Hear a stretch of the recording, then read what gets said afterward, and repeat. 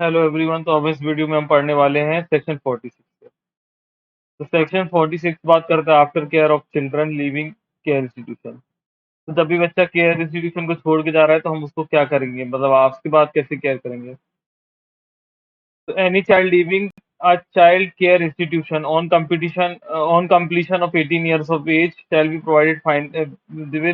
provided with financial support in order to facilitate child's reintegration into the mainstream of the society in the manner as may be prescribed। तो जो भी child है जो कि institution को छोड़ के जा रहा है और 18 ईयर्स का हो गया है तो हम उसको एक फाइनेंशियल सपोर्ट देंगे जिससे उसको सोशल रीइंटेग्रेशन, मतलब समाज से उसको वापस मिलाया जा सके, जो कि मेन स्ट्रीम ऑफ सोसाइटी, मतलब अपने सोसाइटी से वापस उसको मिलाने का प्रयास किया जाएगा। तो हम उसको फाइनेंशियल सपोर्ट देंगे। फिर है सेक्शन 47 ऑब्जर्वेशन होम। तो state government shall establish and maintain in every district और group of district. State government जो है वो हर एक डिस्ट्रिक्ट में और ग्रुप ऑफ डिस्ट्रिक्ट में खुद के द्वारा, थ्रू इधर बाय इटसेल्फ, मतलब या तो खुद के द्वारा या तो फिर थ्रू वॉलंटरी, मतलब किसी के थ्रू, या फिर एनजीओ के थ्रू है, मतलब नॉन गवर्नमेंटल ऑर्गेनाइजेशन के थ्रू ऑब्जर्वेशन होम बनाएगी। Which shall be registered under section 41। तो उनका भी रजिस्ट्रेशन सेक्शन 41 में होगा। वो टेम्पररी रिसेप्शन के लिए हो सकते हैं, केयर एंड रिहेबिलिटेशन के लिए हो सकते हैं, जो किसी भी चाइल्ड के लिए, any child alleged to be in conflict with law, जो कि कॉन्फ्लिक्ट विद लॉ से है। The pendency of inquiry under this section. तो जितने दिन पेंडेंसी चल रही है उस बच्चे की जो कि कॉन्फ्लिक्ट विद लॉ है तो उसको ऑब्जर्वेशन होम में भेज दिया जाएगा। अब where the state government is of the opinion that any registered institution other than the home established or maintained under subsection 1 is fit for temporary reception of such a child alleged to be in conflict with law during the pendency of inquiry under this section, it may register such institution as observation home for the purpose of this act। तो state government का जब भी opinion रहेगा कि registered institution other than registered home establish and maintain sub section 1 में जो भी है इसके अलावा is fit for temporary reception of such child eligible to be in conflict with law. वो रखने के लिए ठीक है अगर टेम्पररी रिसेप्शन के लिए चाहिए, जिस बच्चे ने कोई भी ऑफेंस किया है, जिसको children in conflict with law बोलते हैं। During the pendency of inquiry it में register such institution of as an observation for the purposes of this act. तो उतने टाइम पीरियड के लिए यहाँ पे स्टेट गवर्नमेंट उनको एक इंस्टीट्यूशन के तौर पर रजिस्टर कर सकती है ऑब्जर्वेशन होम के तरीके से। फिर state government may by rules made under this act provide for the management and monitoring observation home. तो स्टेट गवर्नमेंट है वो रूल्स बनाएगी, इस एक्ट में प्रोवाइड करेगी, management and monitoring observation home बनाएगी, उसमें इंक्लूड करेगी including standards and various types of services to be provided by them for rehabilitation. तो स्टेट गवर्नमेंट रूल बना के इस एक्ट में बहुत सारी जो मैनेजमेंट या मॉनिटरिंग ऑब्जर्वेशन होम से रिलेटेड जो भी हैं उनके स्टैंडर्ड और वेरियस टाइप्स ऑफ सर्विस बताएगी जो कि उनको प्रोवाइड करना पड़ेंगे जब भी बच्चे को रिहेबिलिटेशन या सोशल इंटेग्रेशन ऑफ चाइल्ड कर रहे हैं, जो कि alleged to be conflict with law है, और circumstances which and manner in which the registration observe home may be granted और विथड्रॉन। और वो बता सकते हैं कि कौन कौन से ऐसे सर्कमस्टेंसेस होंगे जिसमें किसी बच्चे का मतलब किसी भी इंस्टीट्यूशन का रजिस्ट्रेशन या तो हम दे सकते हैं या उसको छीन सकते हैं, विड्रॉ कर सकते हैं। Every child alleged to be in conflict with law who is not placed under the charge of parent or guardian sent observation home and shall be segregated according to the child's age and gender and giving due consideration to the physical and mental status of the child and degree of the offense committed। तो जब भी हम child and alleged to be conflict with law को भेज रहे हैं, अगर हम उसके पेरेंट्स के पास नहीं भेज रहे, उसके गार्जियन के पास नहीं भेज रहे, तो हम उसको ऑब्जर्वेशन होम में भेजेंगे। हम ऑब्जर्वेशन होम में उसको सेपरेट करके रखा जाएगा वहां पे कि चाइल्ड की जिस जैसी एज होगी, जो जेंडर होगा, या फिर जो उसको ड्यू कंसिडरेशन हम देंगे कि उसका फिजिकल और मेंटल स्टेटस क्या है चाइल्ड का, और किस तरीके का उसने अपराध किया है, कौन सा उसने ऑफेंस किया। फिर सेक्शन 48 है। सेक्शन 48 है स्पेशल होम। तो स्टेट गवर्नमेंट में establish and maintain either through itself और थ्रू वॉलंटरी और नॉन गवर्नमेंटल ऑर्गेनाइजेशन, या तो स्टेट गवर्नमेंट खुद से मेंटेन कर सकती है या तो वॉलंटरी किसी ऑर्गेनाइजेशन से या फिर नॉन गवर्नमेंटल ऑर्गेनाइजेशन से एस्टेब्लिश करा के मेंटेन कर सकती है। Special home which is registered such as in the manner as may prescribe, तो वो भी ऐसे रजिस्टर होंगे जैसे कि मैनर में प्रिस्क्राइब किया गया है हर एक डिस्ट्रिक्ट में और ग्रुप ऑफ डिस्ट्रिक्ट में, as may be required for the rehabilitation of those children, तो जैसे कि हमें जरूरत होगी उस बच्चे को रिहेबिलिटेशन करने की in conflict with law, who are found to have committed an offence, तो जिन बच्चों ने कोई भी ऑफेंस किया है, and who are placed there by the order of juvenile justice board under section 18, तो जिन बच्चों ने कोई भी हमें ऐसा पता चला है कि उन्होंने ऑफेंस किया है तो हम उसके यहाँ पे भेज देंगे किसके ऑर्डर पे, जुवेनाइल जस्टिस बोर्ड के ऑर्डर पे सेक्शन 18 में। फिर देखिए उसके बाद अगला सब सेक्शन है कि the state government may by rules provide for the management and monitoring special homes including the standards of various types of services to be provided by them which are necessary for social integration of the child and various circumstances under which such a manner which may be registration of special home granted or withdrawn। तब state government अपने rules बना सकती है कि management और monitoring कैसे होगी special home की, और कुछ कुछ स्पेशल स्टैंडर्ड्स या वेरियस टाइप की सर्विसेज भी बता सकती है वो कि जो प्रोवाइड की जाएगी, मतलब प्रोवाइड करना चाहिए इनको सोशल रीइंटेग्रेशन करते टाइम किसी भी चिल्ड्रन को, जो सर्कमस्टेंसेस और मैनर में किस तरीके से रजिस्ट्रेशन की मतलब किस तरीके से फिर हम उसका रजिस्ट्रेशन देंगे और किस तरीके से हम उसका रजिस्ट्रेशन छीन लेंगे। फिर the rules made under subsection 2 may also provide for the segregation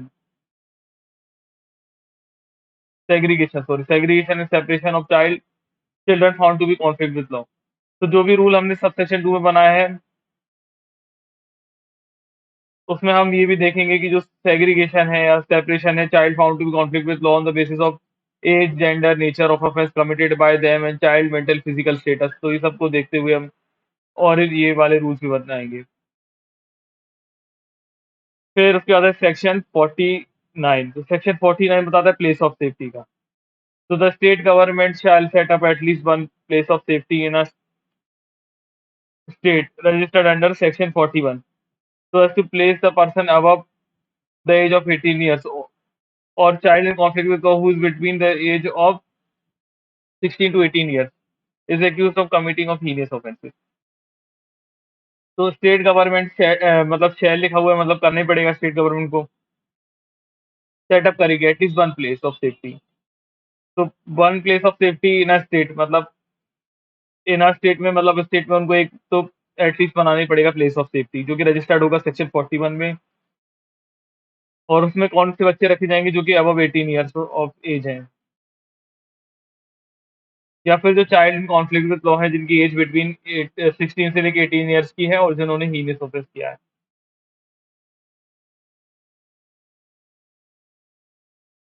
अब जो एवरी प्लेस ऑफ सेफ्टी है उसके पास सेपरेट अरेंजमेंट और फैसिलिटीज होना चाहिए जिससे बच्चा स्टे कर पाए safe for safe of such children and person during the process of inquiry. तो हमें हर प्लेस ऑफ सेफ्टी में सेपरेट अरेंजमेंट करना पड़ेगी फैसिलिटीज के लिए कि जिसमें बच्चे रह पाए, और person during the process of inquiry, या तो बच्चा प्रोसेस ऑफ इंक्वायरी में रह पाए, या चिल्ड्रन और person convicted of committing offence, तो या तो फिर बच्चे को जब भी सजा हो गई कमिट कर दिया गया किसी ऑफेंस में, कन्विक्ट कर दिया गया तो वो यहाँ पे रह पाए। फिर इसमें भी state government may by rule prescribe the types of places can be designated as a place of safety, तो पहले स्टेट गवर्नमेंट अपने रूल से प्रिस्क्राइब करके बता सकती है कौन सी प्लेस है जो प्लेस ऑफ सेफ्टी बन सकती है अंडर सबसेक्शन 1 में, तो और फैसिलिटीज और सर्विस प्रोवाइडेड देयर इन, और उसमें क्या क्या फैसिलिटी और सर्विस दी जाएंगी। फिर है सेक्शन 50, सेक्शन 50 बात करता है चिल्ड्रंस होम, तो स्टेट गवर्नमेंट में establish and maintain in every district और ग्रुप ऑफ डिस्ट्रिक्ट, तो हर एक डिस्ट्रिक्ट में और या तो ग्रुप ऑफ डिस्ट्रिक्ट में स्टेट गवर्नमेंट एस्टेब्लिश और मेंटेन करेगी, या तो खुद से या तो वॉलंटरी या तो फिर किसी एनजीओ के थ्रू, मतलब नॉन गवर्नमेंटल ऑर्गेनाइजेशन के थ्रू चिल्ड्रन होम, और वो रजिस्टर्ड होगा such as the placement of child in need and care of protection for their care treatment education training development और रिहेबिलिटेशन। तो उसमें किस तरीके का care protection treatment education training development किस तरीके से होगा।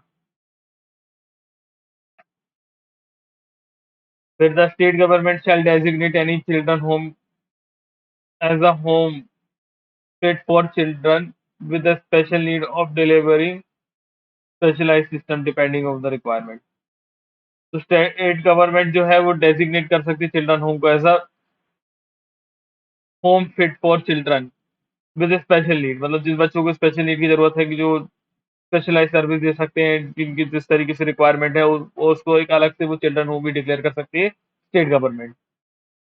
मतलब स्टेट गवर्नमेंट एक स्पेशल टाइप का भी जो चिल्ड्रन होम डिक्लेयर कर सकती है जिसमें किसी स्पेशल नीड्स वाले बच्चों की जरूरत होगी, मतलब जिनको जरूरत होगी उस बच्चों को यहाँ पे भेजा जाएगा। फिर the state government may by rules prescribe the monitoring and management of children's home, तो मॉनिटरिंग और मैनेजमेंट भी देगा चिल्ड्रंस होम का, उसमें स्टैंडर्ड देगा, नेचर ऑफ सर्विस देगा to be provided by them, तो जो भी सर्विस उनको प्रोवाइड करना पड़ेगी based on individual care plan for each child. तो जो स्टेट गवर्नमेंट है वो रूल्स बना सकती है, मॉनिटरिंग किस तरीके से होगी, मैनेजमेंट कैसे होगा चिल्ड्रंस होम का, और उसमें कौन से स्टैंडर्ड होंगे, कौन कौन सी सर्विस दी जाएगी उनके द्वारा, उनके इंडिविजुअल केयर प्लान में ईच का डिफरेंस होगा।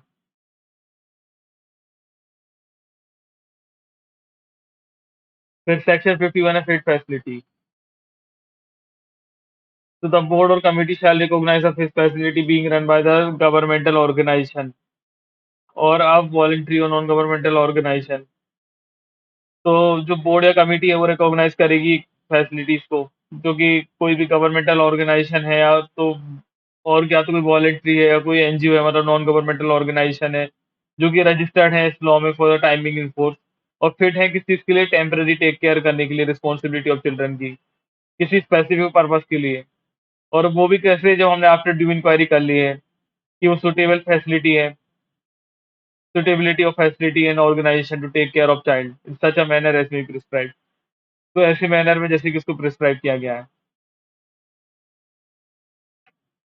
अब जो बोर्ड और कमिटी है वो विड्रॉ कर सकती है रिकॉग्निशन सबसेक्शन 1 में रीजन राइटिंग में लिख के, राइटिंग में रीजन लिखेंगी पहले से।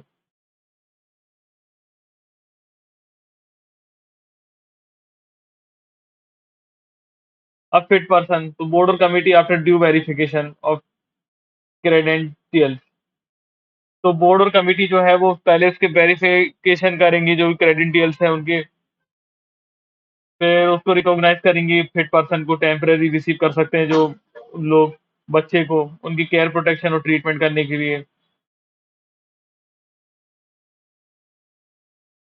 Of such child for specified period के लिए, तो सच मैनर में, जिस मैनर में ऐसे प्रिस्क्राइब किया गया है।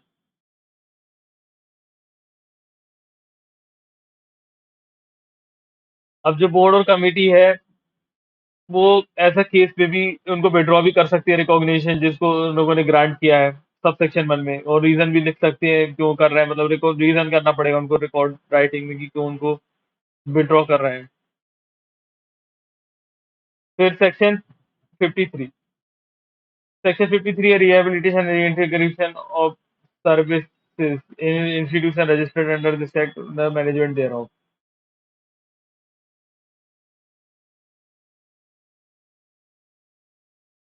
तो जो भी रिहेबिलिटेशन और रीइंटीग्रेशन सर्विस है वो इंस्टीट्यूशन जो रजिस्टर्ड है इस एक्ट में वो किस तरीके का मैनेजमेंट देंगी। तो जो भी सर्विसेज है shall be provided by the institution registered under this act for the purpose of rehabilitation reintegration, मतलब जो भी पर्पस है रिहेबिलिटेशन या रीइंटीग्रेशन का उससे रिलेटेड वो इस मैनर में प्रोवाइड करेंगी एज में बी प्रिस्क्राइब विच में इंक्लूड।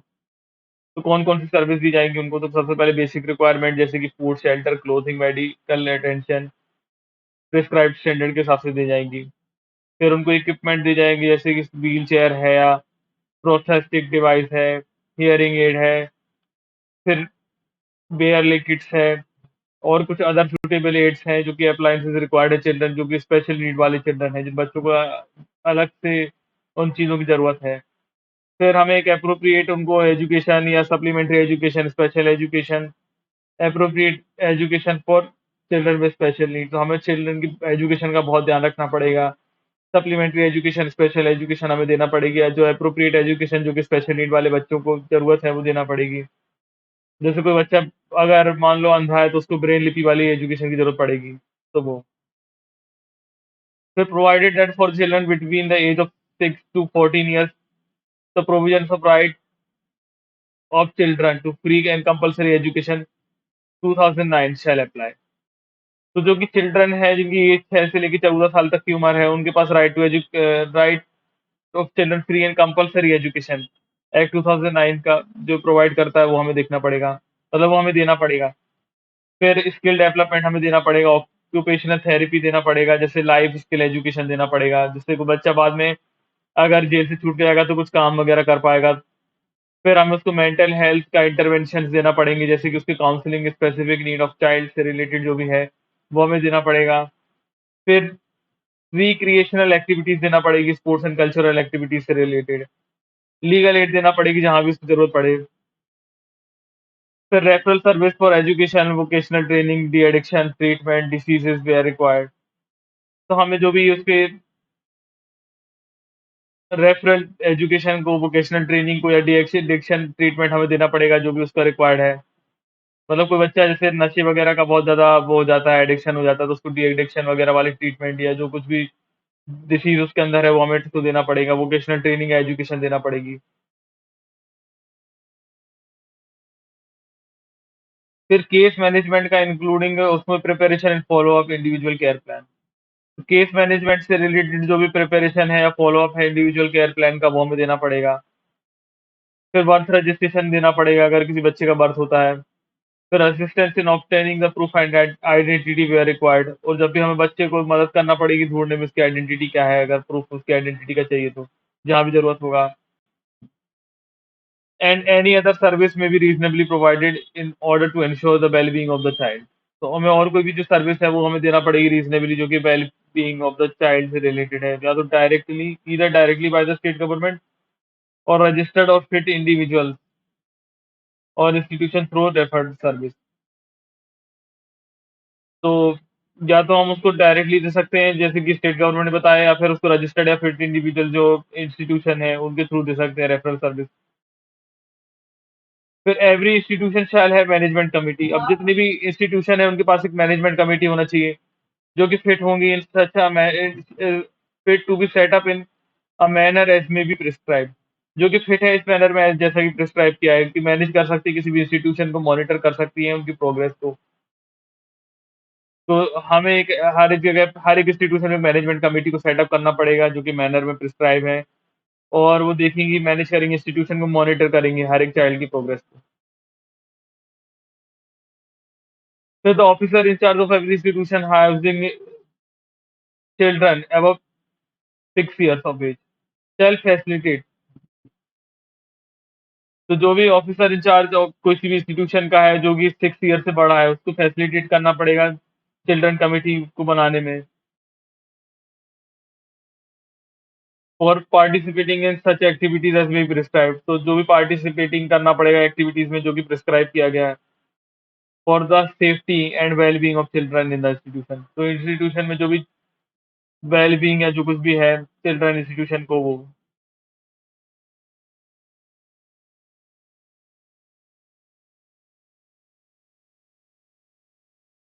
तो जो भी ऑफिसर इंचार्ज होगा किसी भी इंस्टीट्यूशन का, वो जो भी 6 साल से बड़े हैं उनको फैसिलिटेट करेगा कि setting up committee for participation in such activities, वो एक्टिविटीज में पार्टिसिपेट करें जो कि प्रिस्क्राइब किया गया है, जो कि सेफ्टी या वेलबींग के लिए चिल्ड्रन की है इंस्टीट्यूशन में।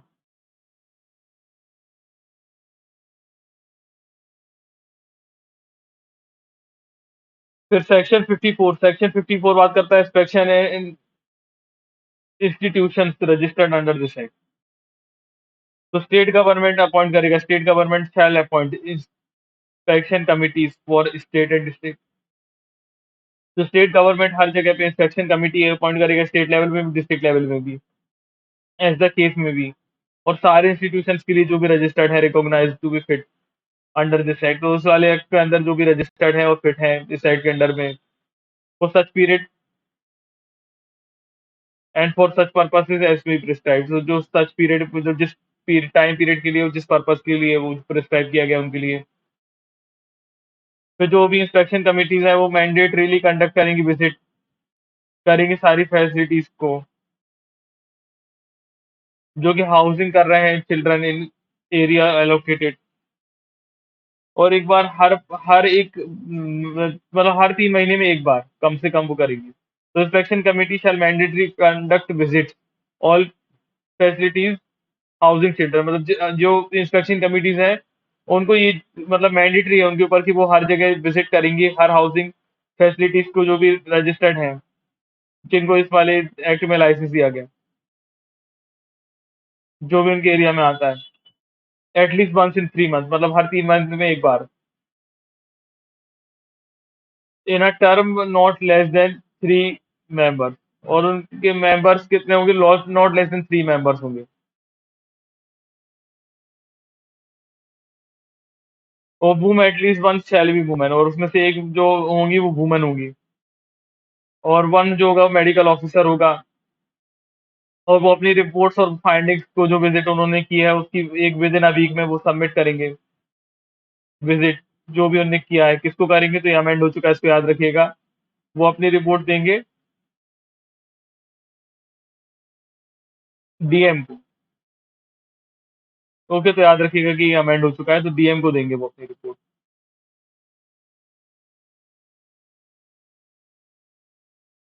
एज द केस में भी फॉर फर्दर एक्शन। और जितने की उसके अलावा फिर उनके ऊपर क्या एक्शन लिया जा सकता है, तो उसकी रिपोर्ट वो डीएम को देंगे।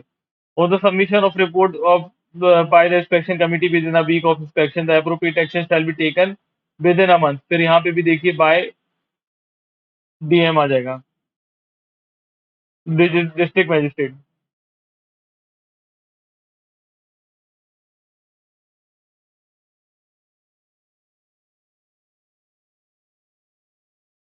तो डिस्ट्रिक्ट मजिस्ट्रेट को वो अपने रिपोर्ट देंगे।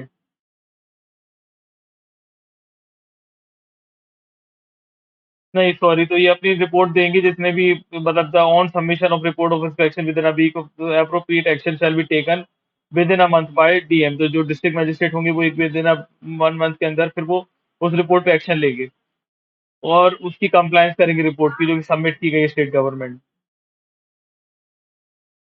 नहीं, फिर उनकी कंप्लायंस रिपोर्ट जो होगी वो सबमिट करेंगे अपनी स्टेट गवर्नमेंट को।